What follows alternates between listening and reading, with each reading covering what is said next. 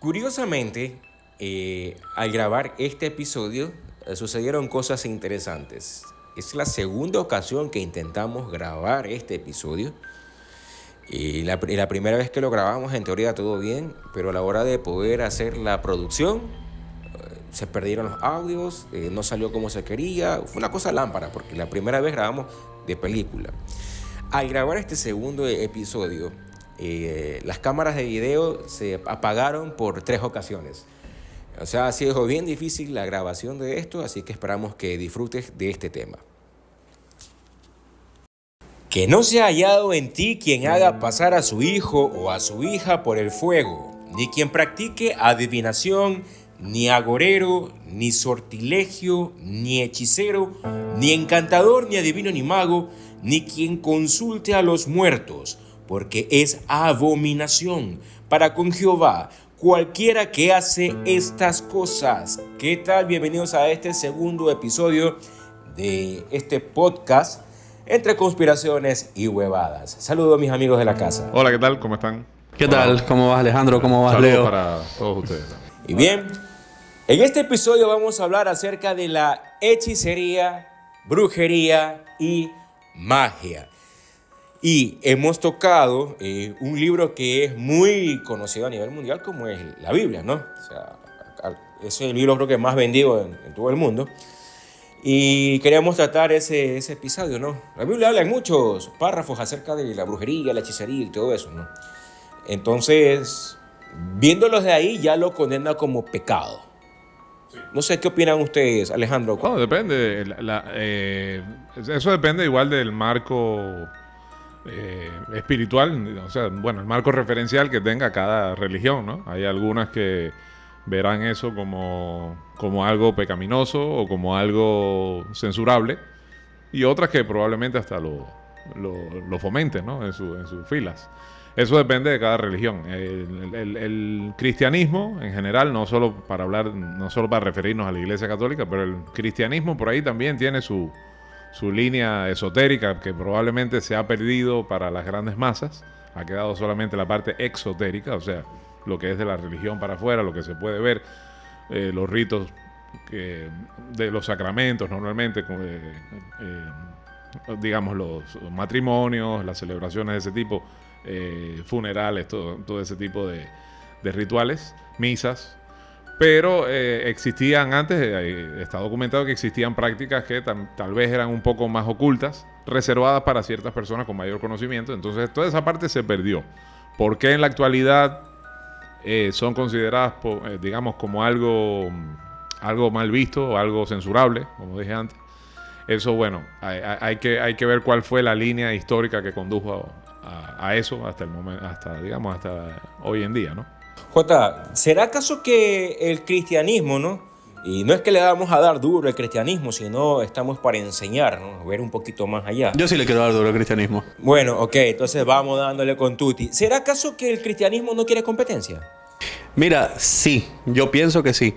Yo parto la intervención con algo muy claro, y es como ya lo hemos conversado en algún momento, a criterio muy personal, la magia no es otra cosa que ciencia no probada, ¿no?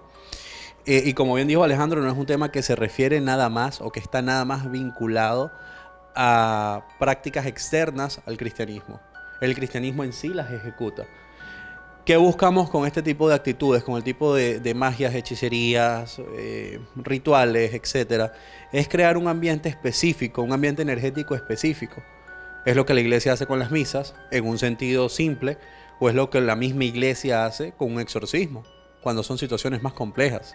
No es que estás intentando simplemente sacar un demonio, no. Estás intentando crear un ambiente distinto para que este ambiente pueda ser manejable y plausible para todos los que lo rodean. Entonces, digamos, eso mismo que la Biblia está condenando, sus propias religiones cristianas, esos propios practicantes, lo ejecutan. Cuando van a misa, cuando rezan una oración, cuando, digamos, de una manera mecánica, comienzan a transmitir y a transferir este tipo de ideas en las que si Dios está, todo el entorno va a ser bonito. en la que si tienes ese creador que no tiene o que no practica una magia desconocida va a ser bello. Aquí todo es un tema de mercado. Ellos no controlan, obviamente, ese tipo de magias, y al no controlar ese tipo de magias no les resulta negocio. No tienen cómo cobrar un diezmo, no tienen cómo cobrar fieles, no tienen cómo crear patrocinios, auspicios y mucho más. ¿De dónde saca el dinero el Vaticano? Es justamente de lo mismo que están condenando. Exacto, es lo mismo que están condenando. ¿Qué hace la brujería? Es jugar con la fe de las personas. ¿Qué hace la magia y la hechicería? Es jugar con la fe de las personas. Es pensar que algo se está creando, que se está transformando. Muy bonito. Ahora, disculpa una pregunta de lo que tú has dicho. Si yo soy, vamos a suponer, católico, ¿no? Si yo fuera católico y tuviera algún problema en mi vida por resolver y digo, bueno, voy a rezarle a Dios para que pedirle que me resuelva este problema. Está claro, digamos, que dentro de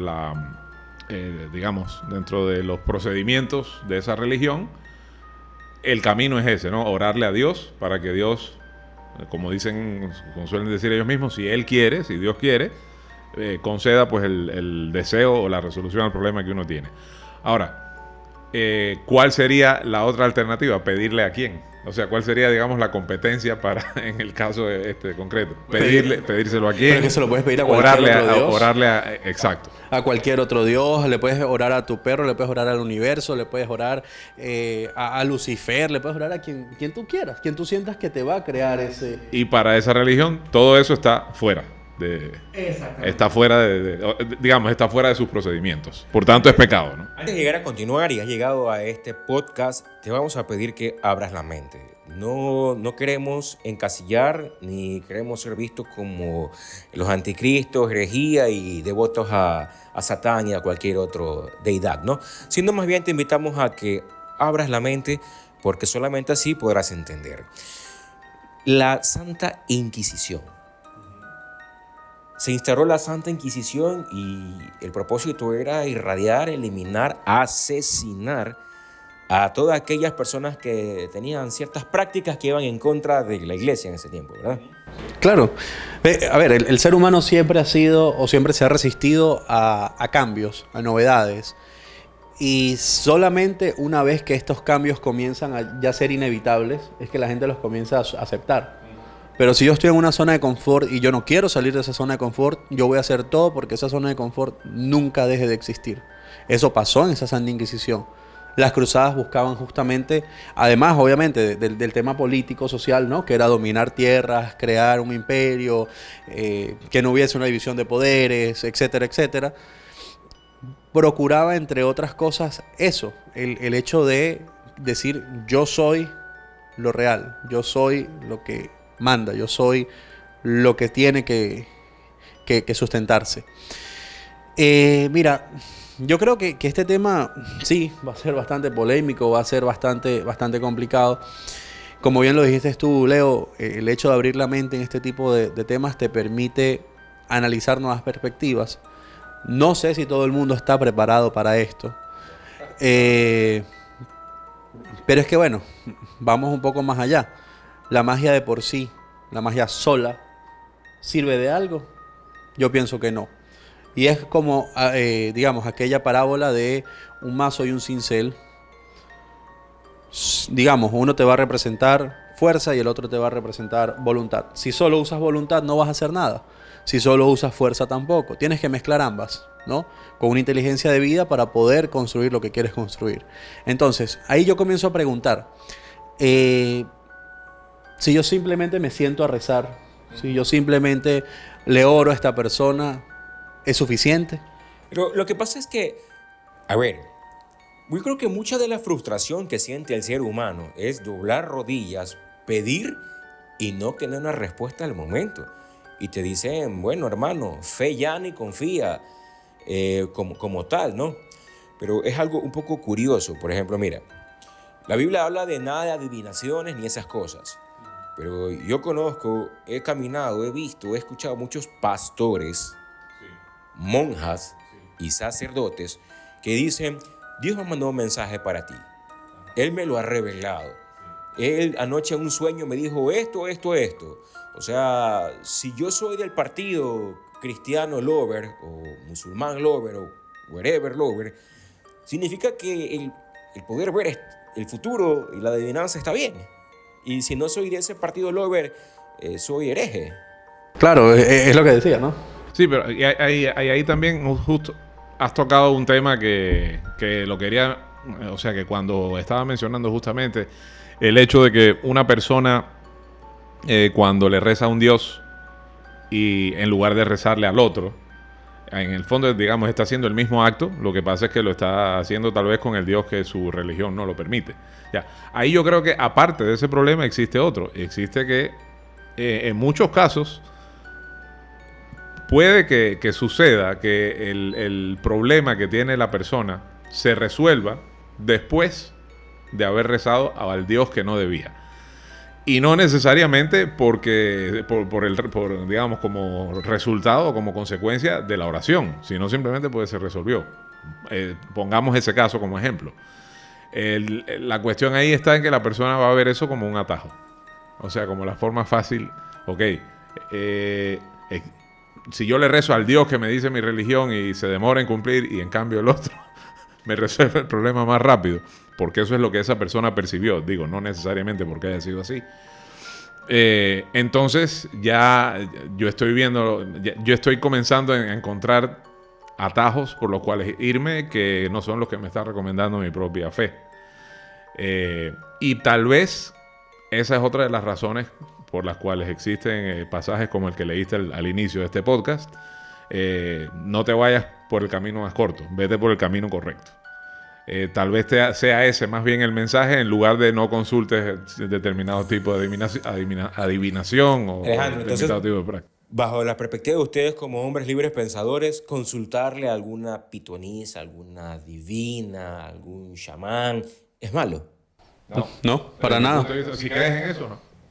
Para nada. De hecho, yo creo que en algún punto todo este tema divinatorio, todo el tema religioso en sí, confluyen en un punto único, ¿no? Y yo te voy a poner un paralelismo de los que más me gusta colocar. El Espíritu Santo, en esta fábula que la Biblia plantea de cómo la Virgen María gesta el tema de Jesús, embaraza, etc. Vino en forma de un animal, ¿no? Una paloma blanca en este caso. ¿Qué hacía Zeus en la mitología griega? Se volvía un animal y se iba y se tomaba la mujer que le daba la gana y salían los semidioses. Jesús era más o menos lo mismo, era un semidios, era mortal pero podía lograr milagros. El agua en vino, lo más fascinante de este mundo, ¿no? Bendito Jesús que transformaba el agua en vino. Quisiera tener ese poder, Dios mío. ¿Cuántos miles ahora no nos ahorráramos si convirtiéramos el agua en alcohol? Tendríamos podcast. Oh, puta. Creo que saltándonos de Ticoles a Nabo, hubo un tiempo en la antigua Europa que se bebía cerveza, ¿no? Porque era más sano, ¿no? pero bueno, ya, ok, recapitulando. Entonces, Alejandro, tú dices que no es malo consultar una pitonisa divina. Siempre que creas en eso, por supuesto. Hay personas que no van a encontrar ningún tipo de respuesta ahí porque sienten que no hay, digamos, no hay un respaldo en ese tipo de prácticas, no hay un respaldo real demostrable. Entonces dicen, no, yo no creo en ese tipo de cosas. Pero si tú crees en eso, ¿por qué no vas a consultarlo? Mucha gente se limita a hacerlo por miedo a ser condenado en el otro mundo. ¿Cómo? No lo hace para que no lo condenen. Ya, Sí. es probable. Es como sí, el padre, ¿no? Pórtate mal y te reviento la boca de un manazo. Sí. ¿Y cómo limita eso psicológicamente un niño, no? No puedes hacerlo porque te voy a pegar y te voy a golpear y te voy a castigar y te voy a retar. ¿Y cuánto deja de crecer un niño? ¿Cuánto deja de ser un niño por una mala limitación? Entonces, yo creo que un poco también es el patrón que ocurre acá, ¿no? Yo no puedo limitar. A ver, la Biblia te dice, no creas en adivinación. La Biblia parte sus enseñanzas nuevamente de Jesús, que era el rey de los judíos. Él practicaba, o digamos, venía parte de una tradición judía. Como parte de la tradición judía, había un libro anterior a la Biblia. En ese libro, el tarot como tal se estudia de una forma distinta, pero se estudia. Eso tenemos amigos que son judíos que lo pueden afirmar. Cuando tú estudias el tarot bajo numerología, bajo ciertas premisas que vienen de otro texto sagrado, en el que Jesús además este Jesús histórico, fundó gran parte de su vida, entonces ¿por qué decimos que está mal la adivinación? Si la base, digamos, el hombre base de mi libro jugó con eso. Es un tema de neto desconocimiento, es un tema de miedo. Pero eso no está en la Biblia, eso está en los apócrifos, libros que fueron sacados como tal de los tomos, los libros que forman la Biblia. Claro. Porque en la Biblia no está que que Jesús practicaba la adivinanza ni... Claro, no les conviene. Yo me refiero justamente al hecho de que Jesús lo hacía bajo un análisis histórico más allá de la Biblia, ¿no? Que era mentalista. O sea, en la Biblia puede no estar dicho explícitamente que Jesús practicara las artes adivinatorias, pero él lo hacía, pues. Sí. O sea, uno de los pasajes más famosos es cuando él dice: destruye este cuerpo que yo lo levantaré en 3 días, perdón. O sea, eso es una premonición que le está diciendo: mira, te estoy diciendo el futuro. Esto es lo que va a pasar. El de los peces. Ajá. O sea, él prácticamente sabía para qué estaba en este mundo, según los relatos bíblicos, te estoy diciendo. Y era lo que le comunicaba a sus seguidores. A todos los apóstoles, a todas las personas que... Vamos a tratar de hacer una pequeña tema de conceptos o diferenciaciones, ¿no? Magia, hechicería y brujería. Para la concepción de cada uno, ¿no? Yo también daré mi aporte. ¿Es igual o es diferente? Sí, para mí son diferentes formas de referirse a un mismo fenómeno, tal vez con ciertas variaciones que nunca me he puesto a dilucidar, porque realmente no es de mi mayor interés.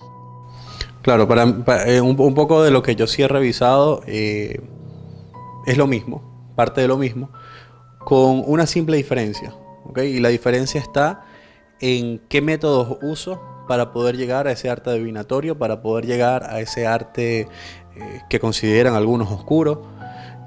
¿Qué técnicas uso para lograr mi cometido? Habrán unos que dicen, no, digamos, en ciertas artes adivinatorias, en ciertos tipos de magia, esta magia blanca, esta magia en donde yo respeto patrones, en donde yo respeto ciertas entidades. Habrá otras que juega como la palería, por ejemplo, que juega con los cadáveres para poder ejecutar sus artes adivinatorias, y eso se considera oscuro para muchas personas. Entonces, ¿en qué pueden estar diferenciando? Más allá de lo etimológicamente hablando, porque digamos que etimológicamente más bien pueden haber similitudes. Su diferencia para mí está radicalizada en la manera en cómo llegas a ese arte de adivinación.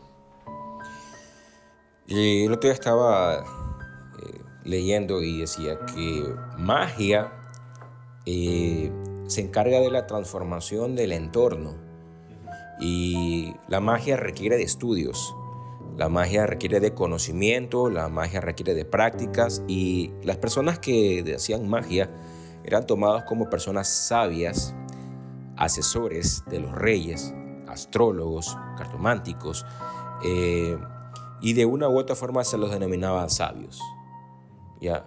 Y alquimistas, porque de una u otra forma sí hacían un cambio, una transformación en su entorno. Por eso tú hablas de los grandes magos, pues tienes a Gandalf, tienes a Merlín. O sea, tú no hablas de la maga bruja mala, eso no existe, ¿no? Luego hablaba que la hechicería es como ya la afectación, el cambio en algo específico. Como por ejemplo, te van mal los negocios, ya, ok, dobla esta hoja de tal cosa y ponla debajo de tu almohada y cámbiala los 7 días. No requería de tanto estudio. De ahí vienen las prácticas de los chamanes, de personas hierbateras, personas que hacían algo de esto, ¿no? Pero ya en cambio ya la brujería como tal, que está descontextualizado, porque el cine descontextualizó totalmente la brujería y la hechicería y la magia. Hablaba que ya la brujería era como, vas a hacer algo no bueno, vas a hacer algo negativo, pero vas a pedir el apoyo de una entidad negativa para que te apoye como tal. Sí, pero en los 3 casos estás cambiando el entorno, fíjate. Exactamente. Son una afectación como tal. Son tipos de magia, básicamente. Exactamente. Uh-huh. Una consulta. Cuando tú ves las películas y hemos visto los rituales y todo, ¿no? Las velas, sí, ¿no? y hay un sinfín de velas coloridas y todo.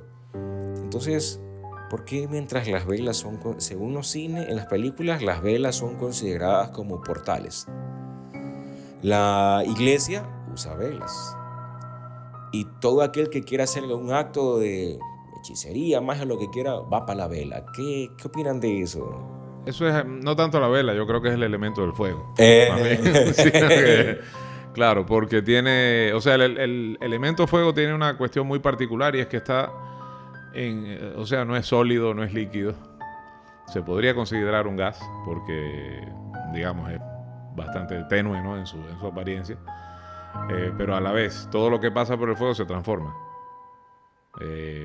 Digamos, tú mojas la madera, después de un rato se seca. Lo mismo pasa con el metal.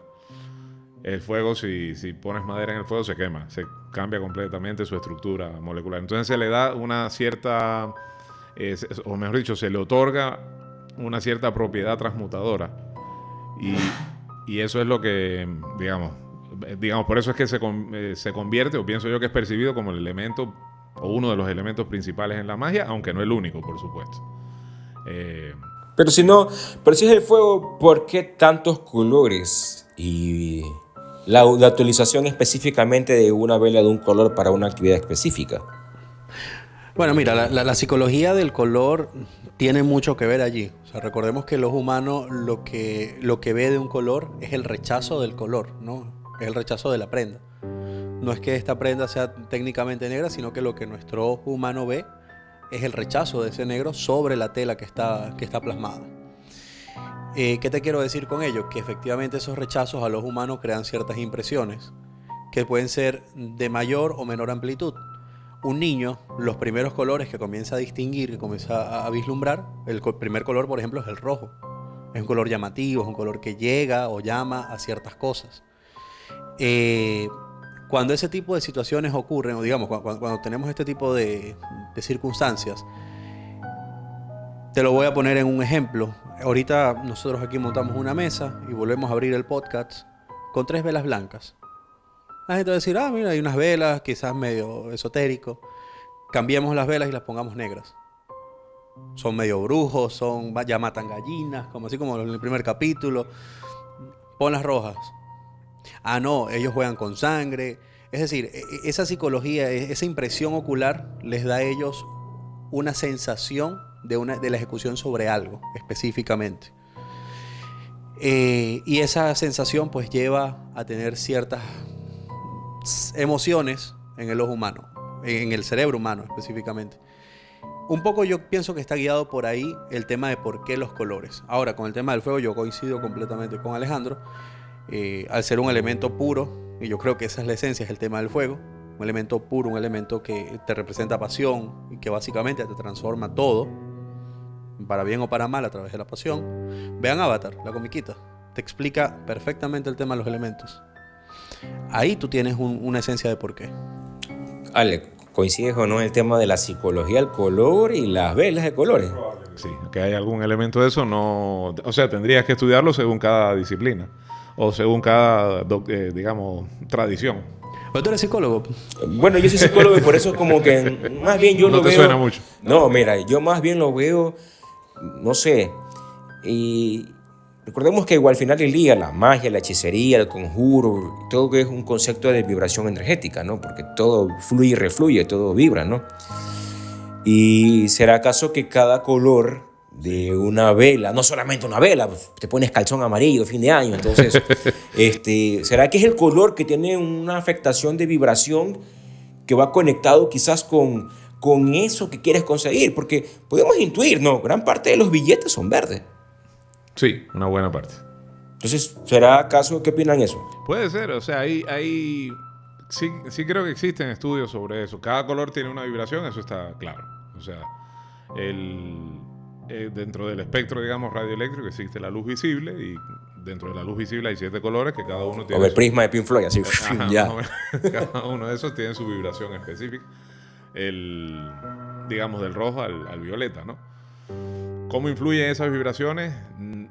Desconozco, porque nunca me he puesto a estudiar ese tema. O sea, más allá de la influencia cromática que pueda tener, digamos, desde el punto de vista estético, ¿no? Pero sí, por ejemplo, sí existen, hay tradiciones, por ejemplo, la santería, que se practica mucho en países como Cuba, en Brasil, en lugares también del Caribe. Por ejemplo, mientras te estás haciendo santo, tienes que vestirte de blanco todo el tiempo. ¿A qué se debe eso? Eso, no sé, yo no soy santero. Pero esa es la tradición. Tú ves a una persona vestida de blanco por la calle, se está haciendo santo. Pero blanco completo, hasta los zapatos, las medias, todo. Tienen otras cuestiones como que no pueden coger sol. O sea, durante ese tiempo no pueden tomar el sol. No les puede dar el sol. Y cosas así. El idé, que es esta como pulsera que se utiliza, parecida a esta, pero esta no es, obviamente. Tiene también los colores del santo, etcétera, ¿no? Entonces, todo eso tiene sentido dentro de la cosmología de esa religión, de esa práctica religiosa. Porque cada santo tiene también su color y me imagino que eso va acorde con cierto tipo de enseñanza o de conocimiento específico. A lo mejor es como el cristianismo, es bautismo y se van de blanco. No, pero es que eso dura, claro, más o menos es así, pero eso dura un tiempo, ¿entiendes? Tienes que estar así varios días, te tienes que vestir. Si sales a la calle, sales con una sombrilla, un paraguas para que no te dé el sol, claro. Cosas así. Yo lo ignoro completamente, pues nunca o sea, conozco cuestiones muy puntuales, pero ni siquiera las quiero decir para no decir cosas erradas, ¿no? Ustedes son masones y se podría considerar que ya identificando quizás la diferenciación entre magia, hechicería y brujería, mago, hechicero y brujo, ¿ustedes podrían ser algo como magos? Mira, es interesante la pregunta. Yo creo que todo el mundo puede ser mago. ¿Sí? Todo el mundo tiene la capacidad de hacer magia. Digamos, la alquimia como tal no es más que una relación mágica, una práctica mágica que en su momento se hacía con metales, o se decía que se hacía con metales, y se pasa al estudio de la alquimia espiritual. ¿Cuál es el ejemplo de alquimia más claro que nosotros tenemos? El procrear un hijo. Tú estás dando de tu vida, porque das esperma, das semen, a cambio de crear otra vida. Al momento en el que tú eyaculas, tú pierdes vida. Como bien ha dicho Alejandro en algún momento, es un motor. Y cada vez que le tanqueas la gasolina, cada vez que en este caso que nosotros descargamos el semen, eyaculamos, pues en ese rato nosotros perdemos vida. Pero estás dando un nuevo propósito, ¿no? Estás haciendo magia. Cada vez que tú te sientas frente a una persona y le dices, una persona que esté en cierta condición, digamos, esté pasando por una situación de tristeza, y te sientas un rato y le dices un par de palabras que la motivan y le alegras el día, en ese rato tú estás haciendo magia. Cada vez que tú te sientas y creas un cambio en el ambiente, con conciencia o sin conciencia, porque digamos están los dos aspectos, ¿no? Tú estás haciendo magia. Creo que, no sé, Alejandro, ¿qué opinas del hecho de que es interesante, ¿no? Porque yo, por ejemplo, escuchaba lo vivido, ¿no? Sí. Cuando vienes de estrato social bajo, subterráneo, que una madre de familia con $3 hace magia para darle de comer todo ese día a su familia como tal. Ahí está la magia, ¿no? Pero yo creo que la televisión, las películas y todas estas notas nos hicieron pedazos el sistema de creencias de creer que magia era polvo mágico y ¡fum! ¿No?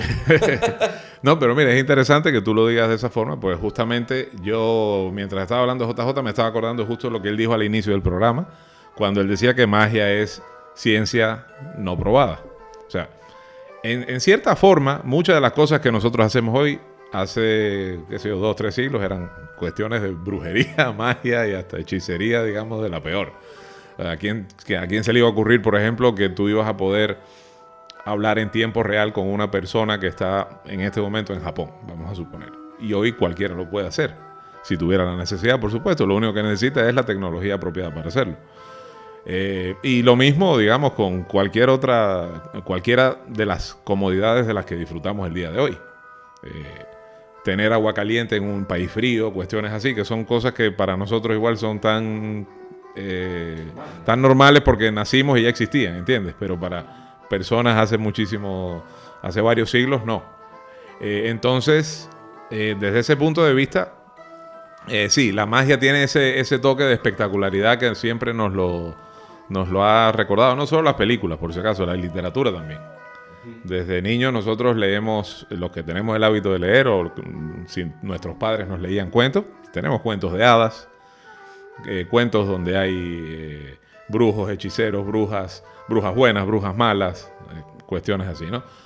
Y todo, ¿por qué? Porque siempre un poco se ha intentado educar al ser humano para que...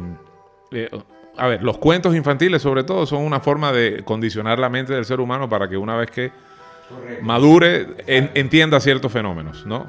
Está el caso, por ejemplo, de la Caperucita Roja, que es un cuento que está hecho un poco para simbolizar la entrada, o sea, la conversión de una niña en mujer.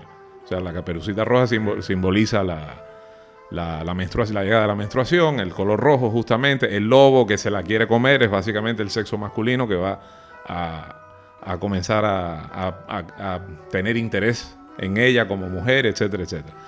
Entonces, eso está bastante bien explicado en un libro de Erich Fromm que se llama El lenguaje olvidado. Hay muy pocas ediciones de ese libro, ahora no sé por qué, pero es muy bueno. Pero digamos, eso también es una forma de hacer magia, si te das cuenta. Porque estás enseñándole a un niño que no tiene la capacidad de entender que lo que es el deseo sexual, lo que es digamos, la aparición de los primeros caracteres sexuales, lo que es la reproducción, etcétera.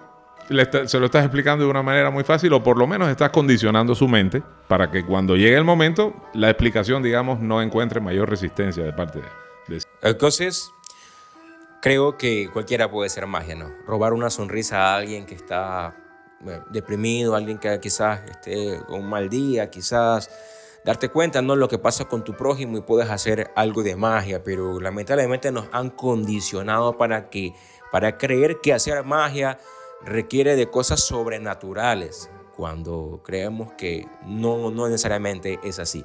Ahora, hechicería, brujería, ¿es un negocio rentable? ¿Qué opinan ustedes? Interesante. Pienso que sí.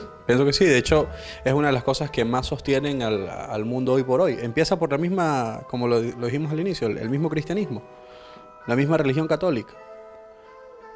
Insisto, el tema de una misa es una práctica mágica, es una práctica esotérica, es una práctica ritual que crea un egregor específico. ¿Y cuánta plata nos da la Iglesia Católica? ¿Cuánta plata nos da la religión? Salgamos del catolicismo, entremos en cualquier otra. ¿Cuánta plata nos da la santería, por ejemplo? Para hacerte santo tienes que dar un dinero específico a tu padrino. Para hacerte santo tienes que comprar ciertos materiales. Para hacerte santo tienes que ofrecer cierto banquete o sacrificar ciertos animales. Para entrar a la masonería tienes que pagar. No estamos en contra de nadie, lógicamente. Cada quien es libre de hacer lo que quiera con su vida. Por cierto, nosotros hicimos magia con el capítulo pasado. Más de una persona ha quedado encantada con el capítulo. Más de uno ha dicho, oye, me duele que digas eso. Hemos hecho magia. Estamos removiendo las conciencias. Gracias por seguirnos igual. ¿Quieren ver el video completo? Ve a YouTube. Estamos en Entre Conspiraciones y Huevadas, ¿verdad? A ver, algo me genera esa pregunta, ¿no? Alejandro, ¿tú consideras que ir a las misas es un concepto de hacer magia, brujería? Eso depende de quién vaya, de la persona. O sea, yo sí creo que hay personas que van mecánicamente. O sea, porque su religión le dice que tienen que asistir a misa y que si no, digamos, eso no estaría dentro de los comportamientos correctos de un buen católico. Y entonces van porque tienen que asistir y escuchan al padre, por supuesto, dar la misa y encuentran tal vez cierto sentido en sus palabras, ¿no? En el contenido de lo que dice, pero hasta ahí llega la cosa. Es como si fueran a recibir una clase más. Eso no necesariamente es, digamos, no necesariamente es hacer magia. A menos que tú vayas, por supuesto, porque encuentras algún tipo de solaz o de alivio en tu alma cuando escuchas a tu guía espiritual decir cierto tipo de palabras. Ahí habría cierta magia de parte del cura hacia ti, digamos, ¿no? Yo creo de que el que va no hace magia, el que va es parte de un engranaje de algo que ya está previo para sacar el jugo. Pero también está haciendo magia para sí mismo. O sea, a ver, hay frecuencias vibratorias y digamos, de ahí parte toda la esencia de la magia, lo mismo que hablaban con el tema de los colores. El impacto visual, que es lo que yo refería, es un tema de vibración. Eh, el ambiente que tú le creas a una persona cuando le dices algo es un tema de vibración.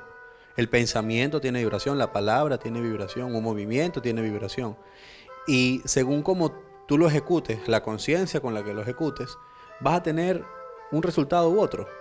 Si tú haces, no sé, un ejercicio por tonificarte, probablemente vayas a conseguir eso con el transcurso y la repetición de esa secuencia vibratoria. Aunque pasen años y no veas respuesta. Si haces el ejercicio debido, pero muchas lo consigues. personas se jactan de decir de que Dios les pone de prueba, los mejores soldados, y viven años peregrinando, pasando penas, viendo las iglesias, dando el diezmo, y siguen en la inmunda. Su vibración no será la suficiente, la estarán canalizando mal. Y es que en la iglesia no te enseñan a vibrar alto, te ingresan a agachar la cabeza, pues eso te enseñan. Dependiendo también. Ahí tengo un poco de diferencia, claro. Porque, mira, todo va a depender de quien asuma la religión como tal. Y eso lo hemos hablado en algún momento, tanto contigo, Leo, como con Alejandro. Yo siempre pongo de ejemplo el Padre Nuestro. El Padre Nuestro es una oración que a mí, yo sin creer en el catolicismo hoy por hoy, me gusta mucho. Creo que es una oración recontra poderosa. Creo que es una oración muy bonita, creo que es una oración que tiene una frecuencia vibratoria interesante. En algún punto, si tengo algún problema, digamos, si me siento muy atareado, si necesito despejar la mente, esa oración me ha servido. Y yo estoy seguro que como me ha servido a mí, no es como te va a servir a ti, como le va a servir a Alejandro. Que a cada quien le puede resultar útil o no, porque su frecuencia vibratoria está canalizada a otro punto. Entonces, sí, vas a tener mentes que son mecánicas, como dijo Alejandro, mentes que no son conscientes de lo que están haciendo, van a repetir el patrón toda su vida. Pero al momento en el que entiendan que lo que están haciendo tiene un movimiento vibratorio específico, en ese rato su ambiente va a cambiar. Cuando yo le rezo a Dios, al Dios que sea. ¿Cuántos dioses existen entonces? Hasta donde yo sé son 4.000 y pico. Depende. ¿De qué? No, eso lo puedo decir. En la India hay como más de 1 millón, una cosa así, claro. Claro, es verdad. Deidades. No te voy a decir Dios, claro. Divinidades. Similar a Dios. Ángeles, etcétera. Sí, pero claro, me refiero a que no es un solo Dios creador del resto, sino que tiene varios que se dedican a sus propias funciones. Claro. Como los egipcios. Mira, pero ahí hay un tema. Cuando tú rezas y crees que ese rezo tuvo un efecto, nada más que con el hecho de que tú creas que tuvo un efecto, ya tu sistema, el mismo tema químico que tu cerebro procesa, Me estoy sugestionando. Sí, es una especie de sugestión. Le da la intención a la persona para decir, lo voy a hacer porque sí, lo que vi aquí, el egregor que me trajo ese rezo, me va a permitir avanzar. Y pueden hacerlo de una manera espectacular. Yo te aseguro que los templarios, cuando iban a las cruzadas, iban con la mente llena de Dios está conmigo, Dios me va a proteger, y peleaban con 2 y 3 veces más energía de la que pudiese pelear un soldado normal. De hecho, los nórdicos también hacían lo mismo y peleaban también recontra bien. Exactamente. Y muchos terroristas también. Exactamente. Y mucho ladrón que sale a la calle sale y se encomienda. Eso A la es Santa Muerte. Es un poco dicotómico, ¿no? Es dual porque el ladrón y el asesino le rezan todos al mismo Dios. El hincha de un equipo de fútbol y el hincha del otro equipo le rezan a la misma deidad. Ambos piden lo mismo. Ahí a Dios le toca ver ¿a quién le da? Pues, quién se ha porque- portado mejor y dice, exactamente. gane Melé, gane o Barcelona. cuál le pide con mayor devoción, y a ese le doy el día. Porque el que sale a la calle, Señor, protégeme, y el ladrón dice, Señor, también protégeme el que voy a robar. El uno sale a robar y el otro no. O sea, Me hiciste acordar de ese meme que hay un niño rezando, un niño católico rezando en su cuarto y dice, Dios, por favor, ayúdame a ganar el concurso de matemática mañana. Y por otro lado está una niña hindú diciéndole, por favor, no sé quién, ayúdame a ganar el concurso. Y siguiente foto es Dios, es Jesús peleando contra el elefante este de 6 brazos y vaina. continuando con este episodio, ¿ustedes creen que la gente que se dedica a la hechicería, a la brujería, es rentable, es lucrativo para ellos? ¿Viven bien? Pienso que sí. Pienso que sí, como te digo. y lo hemos referido algunas veces, el tema de la Iglesia Católica con todas sus prácticas esotéricas, para no decirles hechiceras. Solamente tienes de referencia a la iglesia, loco. No, fue mi... Él dijo que sí quería hacerlo polvo. Claro, sí, no. Claro, no, yo sí voy contra la iglesia. No, me cae mal la iglesia. Pero el mismo tema de la Iglesia Católica, el tema de religiones como la santería, el tema de estos mismos brujos que te consultan en lo privado, los tarotistas, los que te reparan con, digamos, pasándote el huevo. Todo este tipo de personas de alguna forma se lucran de ese tipo de actividades. Como un empleo, como un trabajo. Sí, de hecho por eso se dedican a eso, o sea, no se dedican a otra cosa. Claro, ahora que sea muy lucrativo también, eso depende de quién lo haga también, a quién consulte, o sea, cuál sea su clientela. Porque, y esto creo que lo hemos hablado en otra ocasión, hay muchas personas que se dedican a eso, a las artes adivinatorias, a hacer brujería, hechicería, magia, que les va muy mal, digamos, financieramente. Tal vez uno de los detalles es que no sean buenos administradores simplemente, pero igual se viven de eso, ¿no?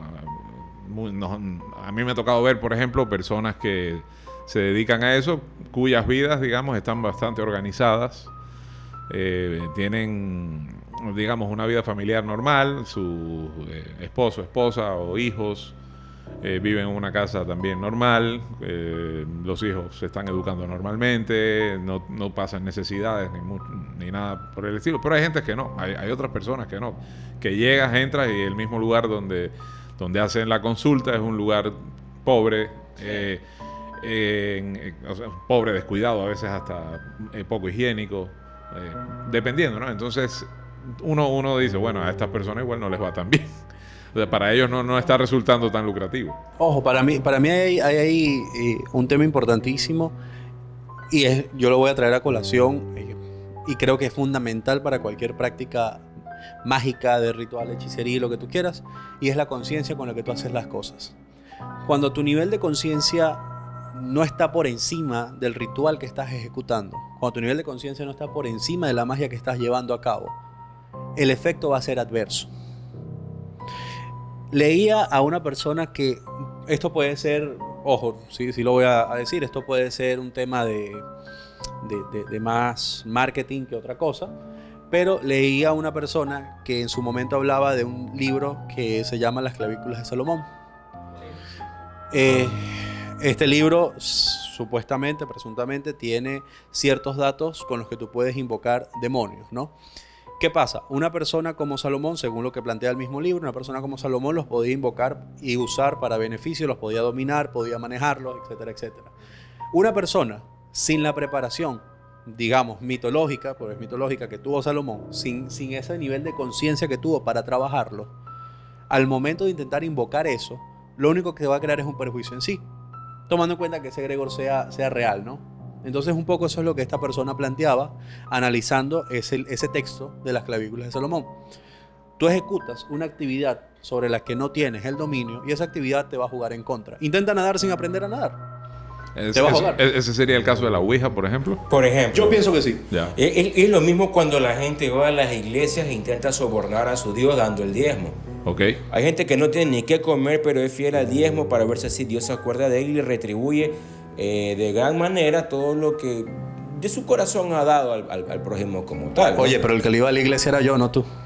Disculpa, yo también fui a la iglesia, o sea, adoctrinaba también en las iglesias como tal, ¿no? Es broma, es broma. Y en torno al tema de las clavículas de Salomón, que es un tema demasiado interesante, en el cual yo diría, no se metan a estudiar ese tema, porque decía una vez un maestro mío que, de hecho, cuando vas a hacer la invocación, el conjuro, y vas a abrir el portal y vas a hacer lo que tengas que hacer, la entidad, la deidad, la potestad que tú quieres invocar no es el que está en la puerta. Ese man está varios niveles más allá, pero hay muchas entidades rastreras, embaucadoras, que te engañan, que son los primeros que están en la puerta y se te aparecen. Bueno, más de uno invocado demonios cantando mal inglés, por si acaso. Por si acaso. O sea, yo creo que ese es un tema bien delicado. O sea, si estás en la inmunda, porque mucha gente creo que recorre o busca de esto porque está mal, su hogar se está haciendo pedazos, económicamente está mal. Y muchos han recorrido a la religión, ¿no? En búsqueda de ayuda, apoyo. Y no hay cucas, no hay respuesta. Entonces llega el amigo, ¿sabes qué? Yo conozco una man fulana de tal, un brujo que te va a ayudar. Yo tenía un caso, un amigo de un amigo que estaba mal y esta persona le ayudó. Entonces, y la gente recurre. Porque el humano necesita respuesta, necesita sentirse mejor consigo mismo, como tal. Claro, entonces ahí habría que agregarle un poquito una frase adicional a la pregunta que nos hiciste al principio sobre si considero yo que es algo malo o bueno consultarse con una persona, con una bruja, un adivino, algo así. Yo te decía que no, desde mi punto de vista no, siempre que el consultado crea en eso, bueno, y también siempre que no lo vea como la última o digamos, la única opción. O sea, hay que tener en cuenta que también la palabra de una persona que, por mucho que confíes en sus facultades, igual es una persona. O sea, puede estar consultando cualquier cosa que esté en un nivel superior a nosotros, pero es un consultante. O sea, no tiene todas las respuestas. O sea, no tome su respuesta como algo ya definitivo. O sea, que yo, como psicólogo, he visto que hay personas que cuando acuden al brujo, a la hechicera, al vidente, a la cartomántica, a la que lee el tabaco, entre su amplia gama, ¿no? Generan una dependencia. Claro. Sí. Generan una dependencia de ir a consultarse pasando X tiempo para sentirse mejor consigo mismo. Y hacerse los baños, y hacerse la tontera, ponerse la huevada. Sí, es lo mismo que ir todas las semanas a la iglesia. Sí. Es lo mismo. Entonces, si ellos encuentran respuesta en eso y sienten que les va bien, chévere. Si crees que no es tu caso, chévere. Lo importante es tener la mente abierta. Ahora, ponte a pensar tú también. Tú estás hablando bastante ya de la mente y eso era un tema que también quería decir. Hay bastante cuestión digamos, en cuestiones de magia interviene mucho la mente, y no solo la mente del consultante, sino también del consultado. Porque imagínate tú, yo te iba a poner un ejemplo muy fácil que para mí tiene que ver mucho con la magia, aunque no sé si te puedo decir que es una magia como tal. O sea, en una ocasión yo estuve muy enfermo, o sea, por unos días. No es que tenía una enfermedad crónica, ni mucho. Por unos días estaba bastante enfermo. ¿Se puede saber qué tuviste? Sí, diarrea. Ya lo sabía. Es que cuando dices pero no lo dices, eso es hemorroides, diarrea. Bueno, ya, dale. No era hemorroides. Bueno, ya para poner la nota de humor. No, tenía unos dolores así muy, muy fuertes, al punto que yo no podía conducir el carro. Entonces, era una infección que tenía. Yo voy a visitarlo al doctor el primer día que ya voy al doctor, ya tenía como un par de días con fiebre y tomando medicamentos por mi cuenta sin que pasara nada. Cuando voy al doctor, no, lo que tienes ahí es tremenda infección. Te voy a recetar unos antibióticos. Al principio me inyecta ese día y después me receta el resto vía oral. Entonces, perfecto. Yo me fui sintiéndome bien ese día. Al día siguiente, de nuevo, con los mismos dolores. Ya yo estaba tomando medicación oral. No puede ser. Tengo que ir de nuevo al doctor. Y me pasó eso como 3 veces. 3 días seguidos. Tuve que ir los 3 días al doctor. Bueno, cuando estaba a una cuadra, vivía por aquí. No, perdón, pero más o menos cerca de mi casa. Cuando ya estaba a una cuadra llegando, ya me empezaba a sentir bien, cosa que llegaba y dice, bueno, en realidad, mira, yo vine porque me sentía mal, pero ya me siento bien. Entonces, yo me di cuenta que enseguida, que la figura de ese doctor, que era lamentablemente falleció ya muchos años después, pero era un profesional en el cual yo confiaba muchísimo. Simplemente el hecho de saber que ya yo estaba yendo al lugar donde está la persona que resuelve el problema, ya me aliviaba. Y entonces, ya después él me decía, sí, un par de cositas. Al final, resultó que la infección era lo de menos, tenía otro mononucleosis, en realidad el nombre de la enfermedad, que era es una infección que le da a un porcentaje altísimo de las personas, pero... No, a mí no me ha dado. Bueno, a ti no, tal vez. Porque no has besado a nadie, es la enfermedad del beso. Esa no es la maldición del payaso. No. Es que tú no has besado a nadie. Pues. Como el panelista. Mira, yo una vez... Mira, te cuento mi caso. Yo en torno al tema disculpa, de... para cerrar, Ya, lo que te iba a dale. decir. Entonces el tema, ahí ves cómo hay la intervención de la mente de uno mismo, ¿no? Sugestión. En la sugestión. Entonces es justo a lo que yo pienso que tú también estás refiriéndote y como tú eres psicólogo, bueno, sería bueno que también des tu punto de vista ahí. Cuando hay necesidad, urgencia y dolor, Ajá. a veces la propia psicología se va para el carajo. ¿Ah, sí? ¿Ya? O sea, en casa de herrero, cuchillo de palo. Una vez yo recuerdo que, curiosamente, una psicóloga me robó dinero, me robó miles de dólares, ¿ya? Y eso me dejó emocionalmente mal porque, lógicamente, se había llevado todo el dinero que yo tenía de mis negocios para sostener mi hogar, mi familia, era un emprendedor en ese tiempo. Me viste que estaba súper que mal, oye, cualquier cosa que hacía mal me iba. Me topo con una gran amiga, ¿no? Y me dice, Leito, ¿no crees tú que te han hecho brujería? No me cerré porque yo ya en el pasado, yo ya había tenido experiencias en torno a esta temática, ¿no? Las mujeres me habían hecho trabajos sucios. Y por eso mi mente no era cerrada. Entonces yo dije, lo mejor, pero amiga, no tengo plata ni para hacerme consultar. Esta persona hizo magia y me dijo, yo te invito, yo te pago, vamos. Y yo decía, ¿qué tengo que perder? Más en la mierda no puedo estar, decía yo. Y fui. Cuando voy a la casa de la bendita bruja en ese tiempo, ¿no? Loco, tú entrabas a la casa y era una cosa que daba miedo. Vivía planta baja, primer piso, así, ¿ya? Y desde la escalera tenía muñequitas, muñecas, muñecos, ¿ya? Y parecía que en la calle había botado un muñeco y lo cogía y lo llevaba. Pero curiosamente, todos los muñecos tenían la mirada fija. Tú te sentías observado. Joder, cuando una vez que tú entrabas, adentro era todo lleno de muñecos, objetos, espejos, y todo miraba a la puerta. O sea, tú mismo te sentías como paranoico, ¿no? Y la bruja, la señora, ¿no? Como tal, que sí tenía cara de bruja, loco. O sea, solamente le faltaba ver el lunar aquí, pero era igualita.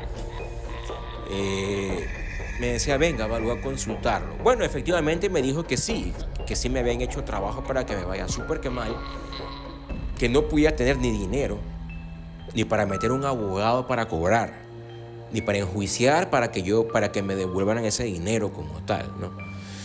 A la final me dijo, mira, yo te puedo curar, el trabajo te cuesta como en ese tiempo como $300. Y yo, señor, yo no tengo ni dónde caerme muerto ahorita, tengo plata. No, que usted va a conseguir, que ya le va a dar. En fin, no tenía dinero. Yo sé que la gente va a estar preguntando, ¿y por qué había tantos muñequitos en la entrada?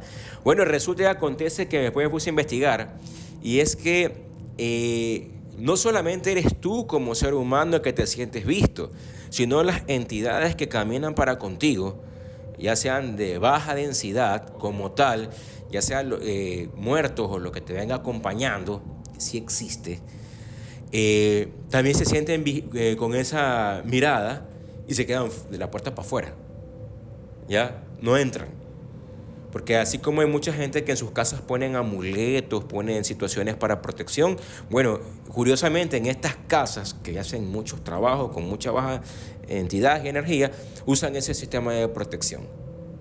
Como también conocí la casa de otro brujo, que en cambio ese tipo tenía orina de animales. ¿Ya? Y con orina de animales protegía su casa. En la puerta, en el ingreso, en todos lados. O sea, el aroma era particular. Me imagino que a flores no olía, claro. Lógico, pero ese era su sistema de protección, claro, como tal. Mira tú, entonces, y quieras o no, uno también se sugestiona, o es cierto, y también las personas llevan protecciones para cuidar su casa. De bueno, hablando de ese tema, ¿ustedes tienen protecciones para su casa?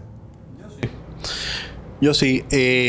Ojo, hay que tener mucho cuidado con este llamado efecto placebo, porque incluso en lo que ustedes han mencionado, lo que han comentado hasta ahora, me han dado digamos, esa entrada para mencionarlo. El público, el ciudadano de a pie, el del día a día, tiene que tener mucho cuidado con los efectos placebos, con que justamente por ser mecánicos en pensar, en creer que la brujería sirve porque le pasó al amigo de un amigo de un amigo, porque mi abuelita iba a misa todos los domingos y yo lo sigo repitiendo, pero no tengo ninguna conciencia sobre eso. Lo único que está creando en mí un evento como este es eso, un efecto placebo. Es un efecto en donde me dan cualquier cosa, yo la creo y sobre eso me sugestiono. ¿Por qué digo esto? Porque cuando tú traes amuletos a tu casa, amuletos contigo, cuando tú tienes ciertas indicaciones de protección, tú tienes que ser consciente de qué estás teniendo. Y vuelvo a traer el ejemplo de las clavículas de Salomón. Abres un libro que no dominas y vas a terminar haciéndote daño. Tú intentas generar una protección sobre un amuleto y esa protección te puede terminar haciendo daño. Parte de algo tan sencillo como lo es el tema energético, ¿no? La energía, digamos, la materia no se destruye, simplemente se transforma. La energía como parte de, al momento en el que tú le estás impregnando de energía a un amuleto, digamos, a un metal, a lo que vayas a usar, una piedra, etcétera. Esa energía que tú le estás impregnando a ese objeto ya de por sí traía una energía. La energía de ese objeto va a salir y la nueva energía va a entrar. ¿A dónde va a ir esa energía negativa? Al punto más cercano donde esté vacío. Eres tú mismo cuando le estás dando esa energía impregnada positiva. Entonces, un poco cuando no seas consciente de eso y dices, yo usé un amuleto para proteger mi casa, por decir algo, y yo no soy consciente que esa energía va a repercutir en mí de alguna forma, y si yo no la sé manejar, voy a terminar peor que como comencé, entonces me va a crear definitivamente la esencia o la idea de que la magia, la brujería, la hechicería es mala. Por eso es que se dice de que, oye, esta nota en vez de hacerme bien me hizo mal, bótalo, no sirve. Y hay otros que dicen, no, o sea, desde que tengo esto me va bien, ya la energía mía ha mejorado y toda esta situación. Claro. Un tema de canalización. Sí, sí, sí. Eso depende igual también, como dice él, de la energía con que esté impregnado.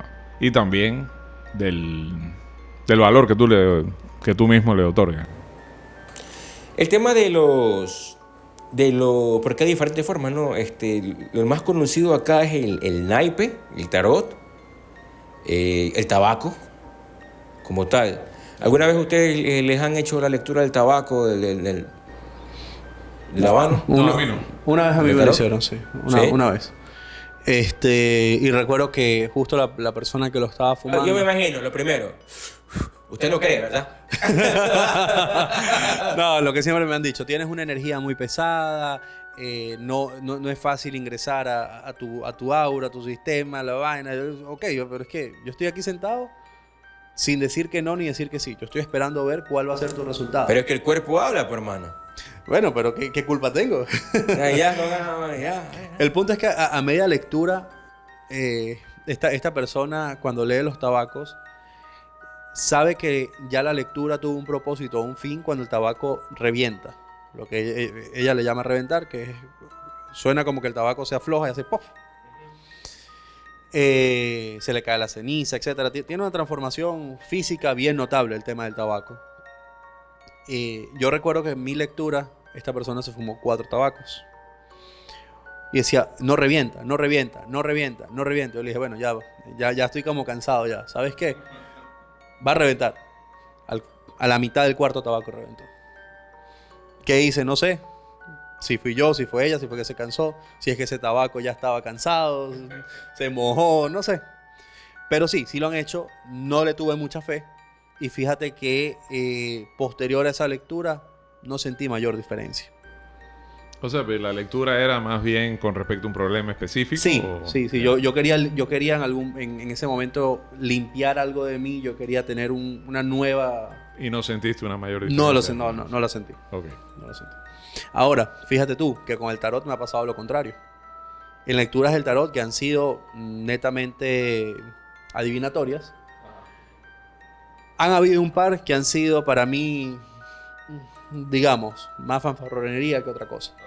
Pero han habido algunas que han sido muy precisas. O sea, digamos, incluso con nombres. Uno de ellos me dijo, cuando yo recién comencé a salir con mi esposa, recién saliendo, me dijo, mira, tú al tanto tiempo vas a tener una hija, va a tener estas características, etcétera, etcétera, y eso va a pasar aproximadamente en esta fecha. Y efectivamente así ocurrió. Y te estoy hablando que es por lo menos un año después de yo haber comenzado, un año antes de yo haber siquiera pensado planificar una hija con mi esposa, ¿no? Entonces, que hay cosas, sí, un poco también depende de qué técnica para mí usas, ¿no? O sea, cómo manejas tú esa energía y con qué tecnicismo la manejas. Hay personas que saben sin necesidad de estudiar nada. Hay personas que tienen que estudiarlo para saber.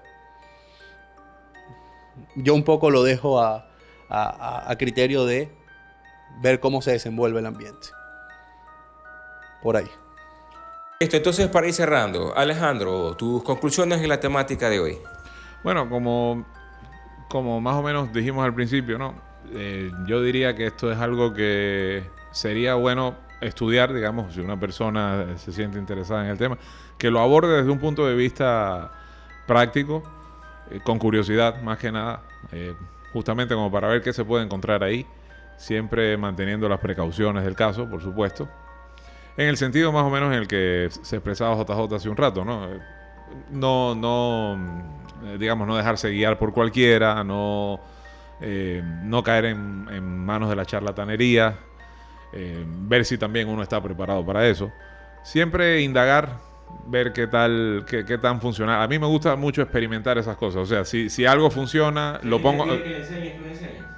Lo que yo sepa se lo enseño. Eso no Jota, tus conclusiones. Dependiendo también si es digno de aprender, ¿no? Claro, bueno. Si es digno de mostrárselo, ya, dale. Mira, yo un poco me voy por plantearles el ejercicio o la realidad de acto que vayan a ejecutar esotéricamente, magia, brujería, hechicería. Llévenlo a un punto de duda tal en que la conclusión lógica sea, me va a servir. No lo hagan si todavía cuando están por realizarlo tienen una duda.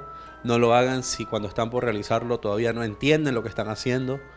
Llévenlo, o digamos, hagan las preguntas suficientes para que la parte lógica sea tal que lo puedas llevar con la practicidad que Alejandro lo refiere. Recuerden que la magia es ciencia no probada. Vamos a llevarlo a eso. Para mí parecer, si sientes, te lo han dicho, lo percibes, que posees ese don, esa habilidad de poder ver el futuro, de poder escuchar, de poder tener clarividencia, y tantas cosas que se trama en torno a esto, ¿no? Sería interesante que te busques un maestro o una guía física que te pueda enseñar, te pueda guiar, más no reprimir. En este tema pienso yo que hay que tener la mente muy, pero muy abierta. Si usted no tiene la mente demasiado abierta a este tema, será fácil de caer y ser encasillada en cualquier praxis como tal, ¿verdad? Hemos ido entre conspiraciones y huevadas. No olvides que tenemos patrocinio por primera vez. Confecciones Villavicencio, primer patrocinante oficial de este podcast. Recontra recomendado. Dejaremos los datos en nuestras redes. Leo. No te olvides de poder seguir este podcast, dejarnos tus comentarios, sugerirnos temas. Así nos recuerda que estamos en YouTube y en TikTok. Muchísimas gracias. Nos despedimos. Chao. Chao. Hasta luego.